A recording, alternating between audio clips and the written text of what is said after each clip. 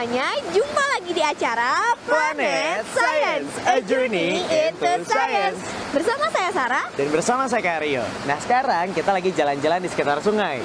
Bener banget tuh Kak, tadinya Sarah mau berenang di sungai ini, tapi ternyata sungainya kotor. Betul banget Ter, karena ternyata emang nggak semua sungai itu bisa jadiin sebagai tempat wisata. Loh, kenapa Kak? Ya misalnya di Sungai Cikapundung Bandung. Di sana itu airnya udah banyak banget kena limbah. Jadi warna airnya aja tuh udah hitam banget kayak kopi. Wah, kok bisa gitu ya Kak? Nah itu dia yang dinamakan dengan polusi air. Nah untuk episode kita kali ini kita akan ngebahas tentang polusi air. Wah, asik banget nih materi kita hari ini. Sarah juga jadi penasaran. Kalau gitu kita lihat sama-sama yuk.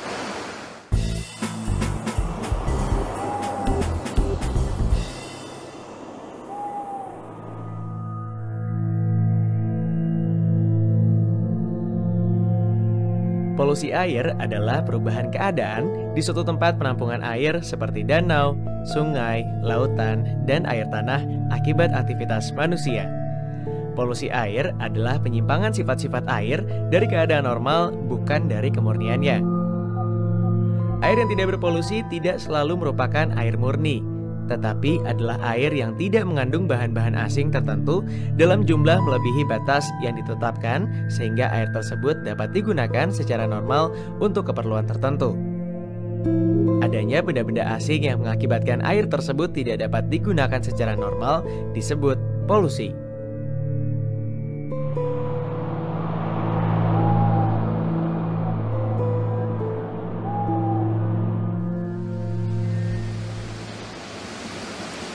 Kak, seger banget ya pagi-pagi gini minum air yang seger banget kayak gini. Iya sih, tapi tunggu dulu deh. Karena ternyata nggak semua air yang kita minum itu terbebas dari polusi air. Loh, emang polusi air itu ada berapa macam Kak? Nah, mau tahu? Kita simak aja yang satu ini.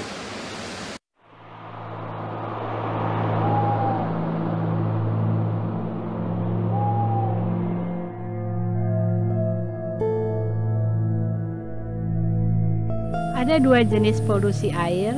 Pertama, polusi air permukaan. Kedua, polusi air bawah tanah. Ada tiga penyebab polusi air, yaitu mikroorganisme, bahan kimia, dan air limbah panas. Mikroorganisme yang terdapat di dalam air berasal dari berbagai sumber seperti udara, tanah, sampah, lumpur, tanaman, bangkai, kotoran manusia, kotoran hewan, dan bahan organik lainnya. Penyebab kedua polusi air adalah bahan kimia. Industri membuang berbagai macam polutan ke dalam air limbahnya seperti logam berat. Salah satu logam berat yang sering meracuni air adalah merkuri. Penyebab polusi air yang ketiga adalah air limbah panas. Air limbah memiliki efek termal, terutama yang dikeluarkan oleh pembangkit listrik. Penyebab penyakit atau patogen yang sering ditemukan di dalam air, terutama adalah bakteri-bakteri penyebab infeksi saluran pencernaan. Bakteri tersebut adalah Vibrio cholerae, penyebab penyakit kolera, dan Shigella dysenteriae, penyebab penyakit disenteri basiler. Jumlah dan jenis mikroorganisme yang terdapat di dalam air bervariasi, tergantung dari beberapa faktor, yaitu sumber air. Jumlah dan jenis mikroorganisme di dalam air dipengaruhi oleh sumber air tersebut. Misalnya, air atmosfer atau air hujan dan salju, air permukaan atau danau dan sungai, air tanah atau air sumur dan mata air tergenang atau air laut. Komponen nutrien dalam air. Air buangan sering mengandung komponen-komponen yang dibutuhkan oleh spesies mikroorganisme tertentu. Semua air secara alamiah juga mengandung mineral-mineral yang cukup untuk kehidupan mikroorganisme di dalam air. Komponen beracun. Komponen beracun yang terdapat di dalam air mempengaruhi jumlah dan jenis mikroorganisme di dalam air tersebut. Organisme air. Adanya organisme lain di dalam air dapat mempengaruhi jumlah dan jenis mikroorganisme air. Sebagai contoh, plankton merupakan organisme yang memakan bakteri, ganggang, dan plankton lainnya. Sehingga adanya plankton dapat mengurangi jumlah organisme-organisme tersebut. Faktor fisik. Penggunaan merkuri di dalam industri sering menyebabkan pencemaran lingkungan, baik melalui air buangan maupun melalui sistem ventilasi udara. Air juga bisa terpolusi dari timbal. Penggunaan timbal terbesar adalah produksi baterai penyimpan untuk mobil, di mana digunakan timbal metalik dan komponen-komponennya.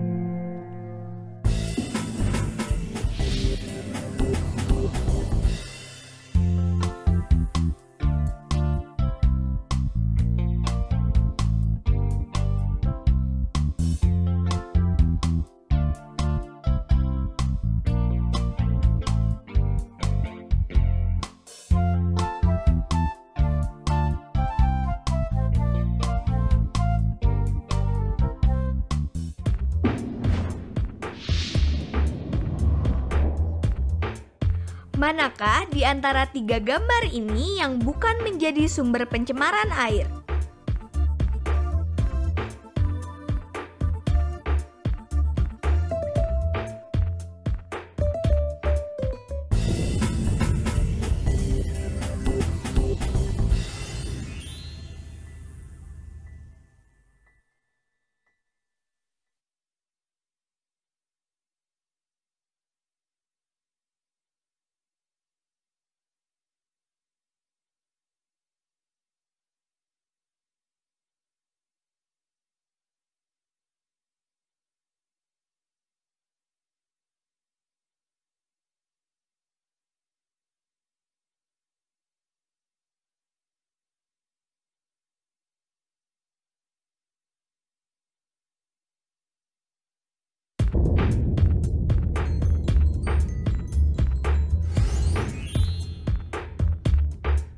Manakah di antara 3 gambar ini yang bukan menjadi sumber pencemaran air?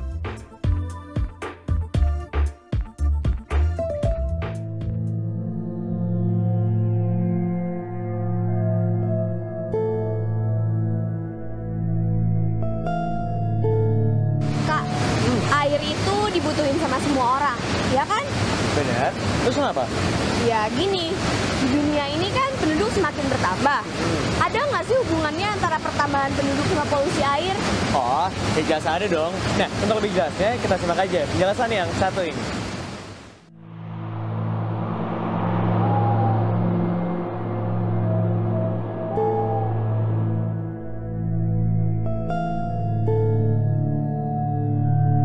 Sehubungan dengan pertambahan penduduk yang semakin meningkat, maka permintaan akan pangan, sandang, dan papan juga semakin meningkat.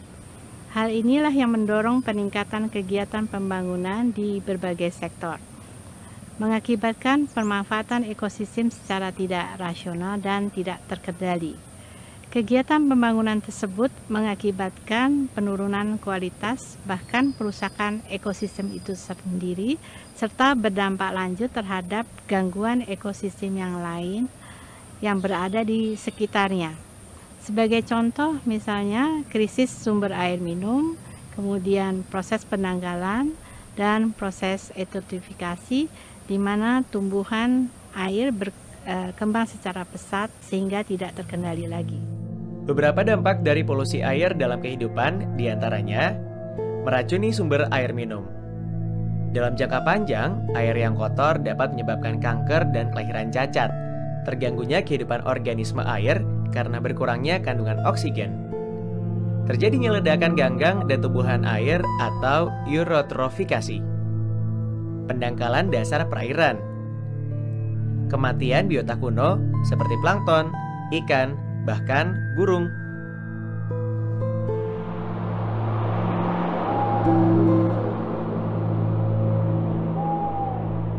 Wah kak, kalau udah terpolusi kayak gini, apa airnya masih bisa dimanfaatkan? Tergantung, Sar. Maksudnya? Iya, tergantung dari kualitas air dan cara penanganannya. Misalnya, Perusahaan daerah air minum itu biasanya memiliki teknik khusus untuk bisa mengembalikan kualitas air supaya bisa dikonsumsi. Nah, sebenarnya kita juga bisa melakukan eksperimen sederhana untuk bisa menjernihkan air tersebut. Mau tahu caranya? Kita simak aja yang satu ini.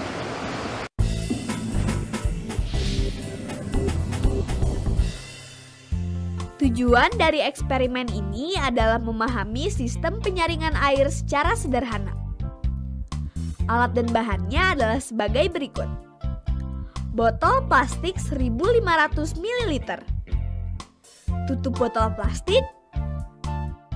Gunting. Penggaris. Spidol. Paku. Pasir. Arang. Batu kecil. Batu besar. Busa tebal 7 mm dipotong bulat sesuai diameter botol sebanyak 3 buah. Gelas kimia ukuran 250 ml isi air kotor. Dan gelas kimia ukuran 250 ml kosong. Langkah kerjanya. Tandai menggunakan spidol salah satu sisi botol dengan jarak 5 cm dari mulut botol sebanyak 4 garis dan dengan jarak 1 cm dari dasar botol sebanyak 1 garis. Potong pada tanda dengan jarak 1 cm dari dasar botol tersebut dengan gunting sehingga dasar botol menjadi terbuka. Lubangi tutup botol dengan paku sebanyak 8 lubang.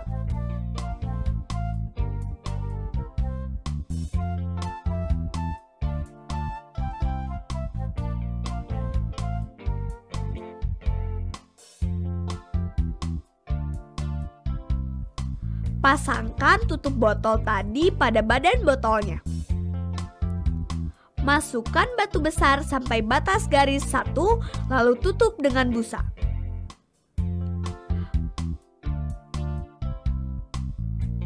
Masukkan batu kecil sampai batas garis 2, lalu tutup dengan busa.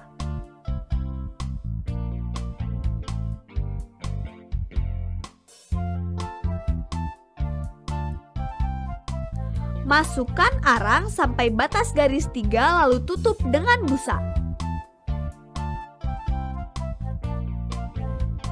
Masukkan pasir sampai batas garis 4.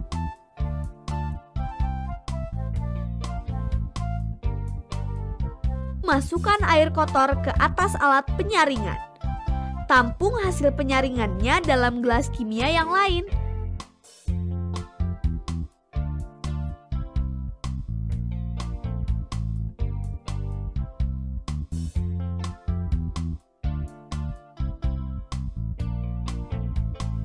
Bandingkan hasil dengan air kotor. Hasil eksperimen akan diperoleh air yang lebih jernih. Eksperimen ini bisa menggunakan bahan lain selain botol seperti galon, ember, atau apa saja yang sesuai dengan hasil yang diinginkan. Tapi semakin besar wadah yang digunakan, semakin banyak bahan yang dibutuhkan dan membutuhkan waktu yang lebih lama.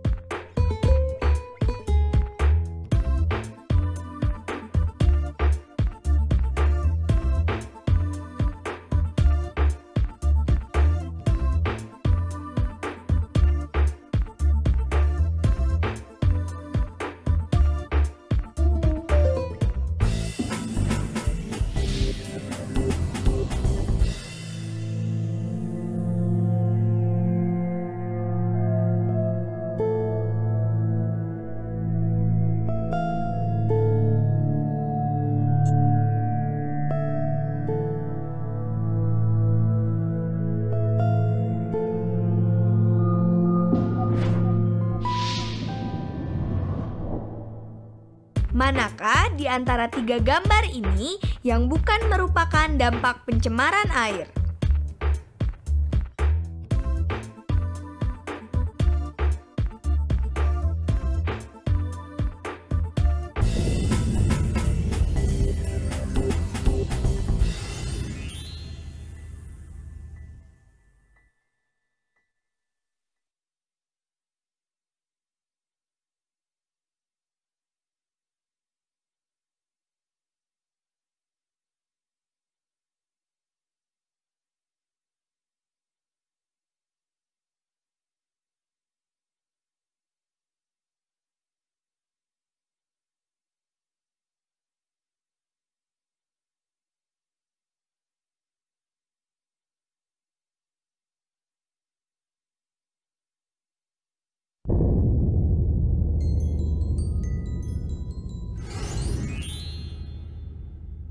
Manakah di antara tiga gambar ini yang bukan merupakan dampak pencemaran air?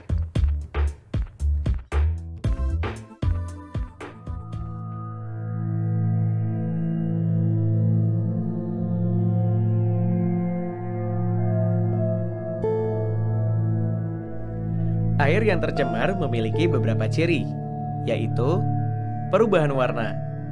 Warna air yang tidak normal biasanya menunjukkan adanya polusi. Perubahan bau. Bau air tergantung dari sumber airnya. Bau air dapat disebabkan oleh bahan-bahan kimia, ganggang, plankton atau tumbuhan dan hewan air, baik yang hidup maupun yang sudah mati. Perubahan rasa. Air yang normal sebenarnya tidak mempunyai rasa. Timbulnya rasa yang menyimpang biasanya disebabkan oleh adanya polusi, dan rasa yang menyimpang tersebut biasanya dihubungkan dengan baunya.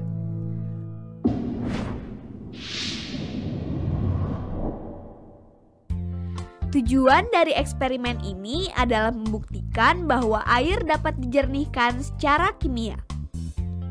Untuk melakukan eksperimen ini, kita membutuhkan alat dan bahan sebagai berikut. Buah kelor, pisau, mortar dan alu, sendok plastik, 2 buah gelas kimia ukuran 250 ml berisi air kotor, dan gelas plastik isi air secukupnya. Cara kerja: belah buah kelor dengan pisau. Keluarkan 4 bijinya. Bersihkan bijinya.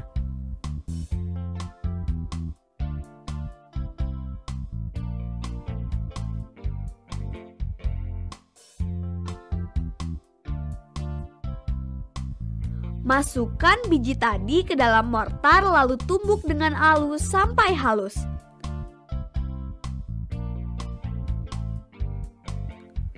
Beri sedikit air hingga biji kelor menjadi pasta.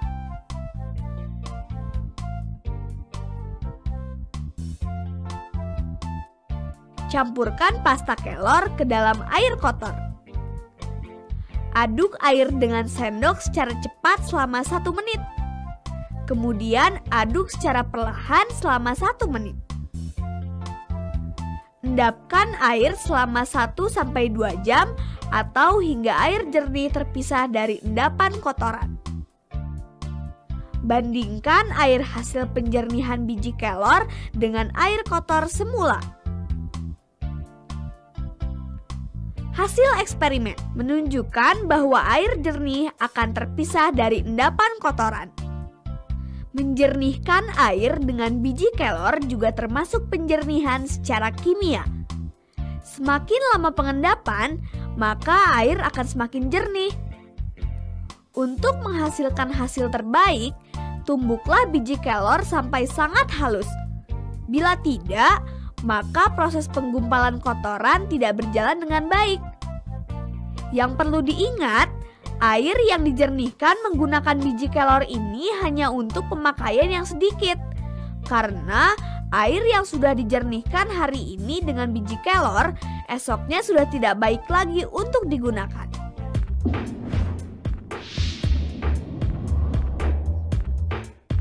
Untuk mengurangi polusi air, kalian dapat mencoba melakukan hal-hal berikut ini. Sedapat mungkin, gunakan produk yang alami. Hal ini akan mengurangi bahaya terhadap kesehatan tubuh dan lingkungan. Saat menggunakan bahan pembersih seperti pemutih dan deterjen, berhematlah. Ini akan mengurangi pencemaran air. Hindari kemasan yang berbahaya. Kotak kertas pembungkus deterjen dapat dengan mudah didaur ulang. Tetapi produk dalam kaleng aerosol atau botol plastik sulit untuk didaur ulang. Terlebih lagi jika dibuang begitu saja tanpa diolah. Gunakan tempat sampah yang memisahkan jenis sampah organik dan anorganik. Sebisa mungkin gunakan ulang kemasan-kemasan yang anorganik. Baca label produk dengan cermat. Jika pada label tertera dapat menimbulkan keracunan, pikir ulang untuk membelinya. Sebagai gantinya, gunakan produk yang tidak berbahaya.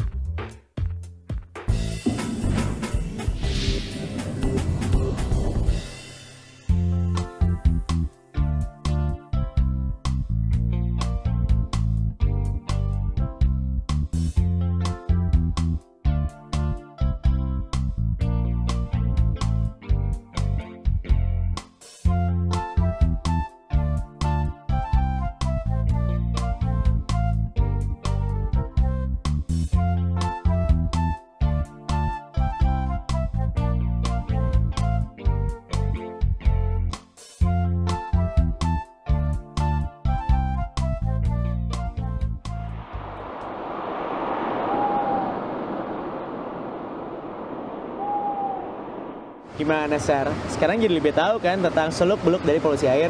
Wah, jelas dong Kak. Bahkan sekarang saya jadi makin ngerti nih gimana caranya untuk turut menjaga lingkungan perairan kita. Nah, kalau udah ngerti, berarti paling pas. Kalau sekarang kakak coba mau ngetes tentang materi kita kali ini. Oke. Siap. Kalau kita yang pertama nih, apa yang dimaksud dengan polusi air? Jadi gini Kak, polusi air itu adalah penyimpangan sifat-sifat air dari keadaan normal atau bisa dibilang tidak murni lagi.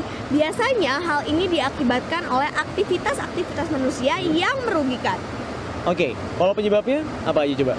Banyak Kak, ada mikroorganisme, terus juga bahan kimia, logam berat seperti timbal dan merkuri, nutrien, padatan, dan panas. Kalau dampaknya masih inget nggak? Dampaknya banyak Kak. Ini cuma beberapa aja ya. Di antaranya meracuni sumber air minum, yang jelas menimbulkan penyakit pencernaan, meracuni makanan hewan, terganggunya kehidupan organisme air karena berkurangnya kandungan oksigen, terjadinya ledakan ganggang dan tumbuhan air atau eutrofikasi, dan yang terakhir adalah pendangkalan dasar perairan. Nah, terus gimana cara kita bisa menjaga air dari polusi? Banyak Kak, menggunakan produk-produk alami. Terus juga sebisa mungkin tidak menggunakan bahan kimia seperti deterjen secara berlebihan. Terus selektif dalam memilih kemasan atau gunakan bahan-bahan yang dapat didaur ulang. Dan yang terakhir adalah jangan membuang sampah di saluran air. Sip deh. Oke deh, teman-teman juga udah semakin ngerti kan tentang polusi air? Pastinya dong, makanya jangan lupa untuk terus bereksperimen dan jangan lupa juga buat terus menyaksikan Planet Science, a journey into science.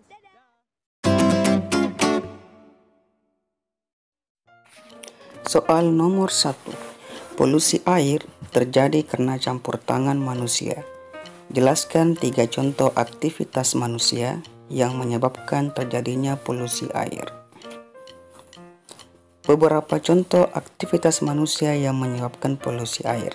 Yang pertama, pabrik-pabrik yang membuang limbahnya ke sungai. Limbah ini mengandung zat-zat berbahaya bagi manusia seperti merkuri dan lain-lain. Membuang sampah ke sungai, penggunaan bahan peledak untuk menangkap ikan, penggunaan deterjen dalam rumah tangga, tumpahan minyak di laut, pertambangan, perusakan hutan, serta limbah peternakan dan pertanian. Serta masih banyak lagi yang dapat menyebabkan polusi air. Soal nomor 2. Usaha apa yang kamu lakukan jika di lingkungan sekitarmu ditemukan polusi air? Nah, ada beberapa usaha yang dapat kita lakukan di sini. Tentunya yang pertama adalah tidak membuang sampah di sungai atau sumber air lainnya. Menggunakan deterjen yang ramah lingkungan. Rutin melakukan upaya pembersihan sumber air seperti sungai, sumur, dan lain-lainnya. Menanam pohon, menggunakan bahan-bahan yang ramah lingkungan, melakukan pengolahan limbah dengan benar, serta menjauhkan sumber polutan dari sumber air. Soal nomor 3. Tuliskan urutan langkah prosedur penjernihan air menggunakan biji kelor dengan tepat. Nah, langkah-langkahnya adalah sebagai berikut. Yang pertama, Langkah-langkah penjernihan air menggunakan biji kelor. Yang pertama, belah buah kelor dengan pisau dan keluarkan bijinya. Bersihkan bijinya, lalu tumbuk sampai halus biji kelor tersebut. Tambahkan sedikit air sampai biji kelor menjadi pasta. Kemudian, setelah menjadi pasta, masukkan pasta kelor ke dalam air kotor. Aduk air dengan sendok secara cepat selama 1 menit. Kemudian aduk secara perlahan selama 1 menit. Endapkan air selama 1 hingga 2 jam atau sampai air menjadi jernih. Bandingkan air hasil penjernihan biji kelor dengan air kotor semula. Hasilnya, air hasil penjernihan biji kelor lebih jernih dibanding air kotor semula. Oke adik-adik, itulah tadi jawaban soal TVRI untuk SMP hari Senin 11 Mei 2020. Terima kasih, jangan lupa like dan subscribe. Wassalamualaikum warahmatullahi wabarakatuh. Semoga bermanfaat.